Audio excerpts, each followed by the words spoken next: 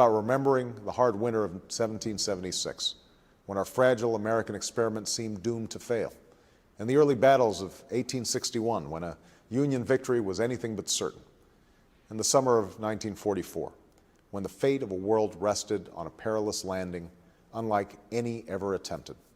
We've done so before in times that were more perilous than ours.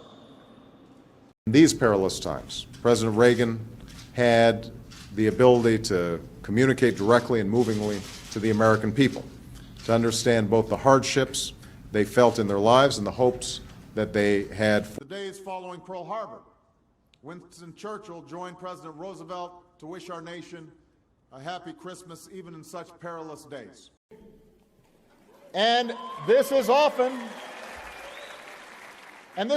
just a first step down a perilous